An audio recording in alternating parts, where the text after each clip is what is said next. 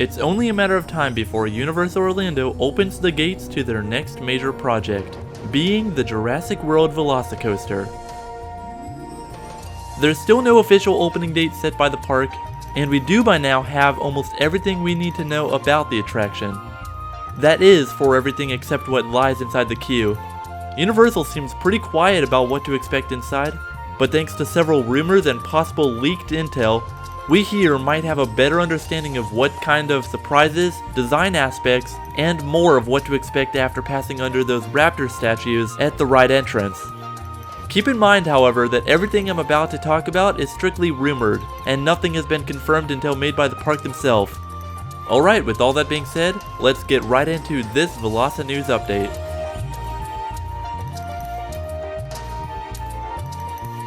Now before entering the main queue for the ride, which is down by the water in front of the Discovery Center, you will pass through the extended queue.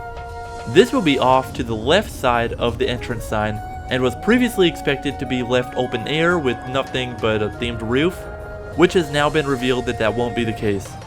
The park has added side paneling to match the ones you could see on the first turn out of the station for the ride as it moves into its first launch. As for what to expect inside of the area now that it's fully enclosed and covered up, don't expect much. Just look at the extended queue for Escape from Gringotts as a key example of how it may look. Nothing more than a bunch of switchbacks and little to no theming. However, since we have the benefit of VelociCoaster's extended queue being fully enclosed, it may deliver the promise of maybe some mild theming which could be present. Not anything too crazy, just perhaps some TV screens with some information videos on them, and that's about it. Finally, once you made it through the extended queue and into the main building, here's what you might be able to expect. It will be themed to a research facility, where you're invited to the park's unveiling of the new Raptor Paddock. As Universal seems to be putting on all of the ride's merchandise so far, what could go wrong? It's clear that that will be the official tagline for VelociCoaster when it opens, so expect that line to be featured heavily in either the pre-show video or on the ride itself. More on the pre-show later. Inside this research facility, it should look exactly as it does in the Jurassic World movies. Very modern and clean, featuring perhaps an almost lab-like setting where you could get your first glimpse of maybe some raptors incubating there. As you move along, there will be a large viewing window along the ride's second launch in the tunnel, giving those standing in line a perfect view as those onboard take off into the Top Hat ride element. This viewing area looks to be on the bottom floor, meaning that at some point you will be taking a flight of stairs up to the ride station. Now here's the big rumor of the queue. We've been hearing that we could be getting our first look at some full-grown raptors, such as Blue, Charlie, Echo, and Delta. This would be presented to us in the same way they are in the Jurassic World movie, where they are found in their muzzles ready for a nice photo op. This could be a great opportunity for Universal to use some animatronic figures in the attraction, because as far as we know, there aren't any, only static ones. So how about that pre-show video I mentioned? I do not believe that there will be a designated pre-show room or lobby like what we have on other various rides and attractions. Instead, I believe it will be displayed on television screens as you walk through the queue. Think Jurassic World the Ride over in Hollywood. No pre-show room, just screens overhanging.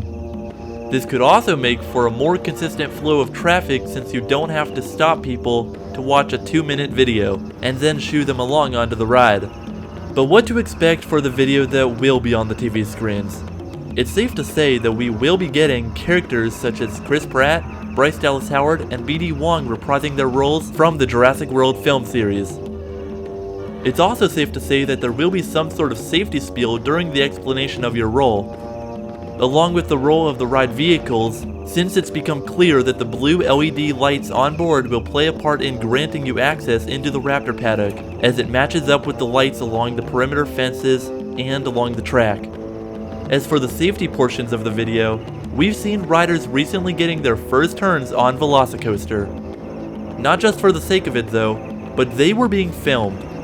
It's quite possible that this is not only for a featured commercial or promo ad down the line, but also as part of the queue video.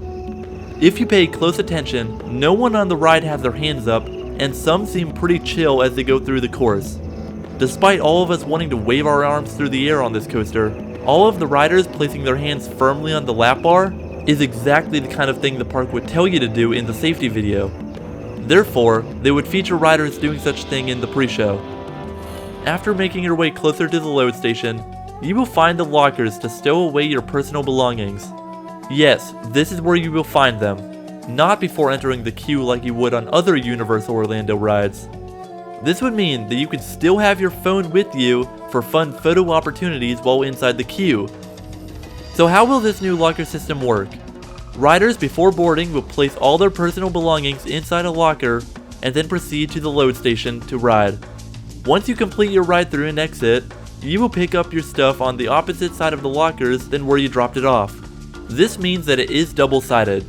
The reason for this could make for faster operations of retrieving your belongings, so those about to ride won't get mixed up with those exiting who have already ridden. Another reason Universal could be wanting to opt for these new locker designs is to save money on the number of safes usually spent per ride. Instead of needing storage space for not only those on the ride, but also everyone in line, now they only need enough to accommodate those experiencing the attraction. Once you stow all your belongings, you will make your way up the stairs and to the load station.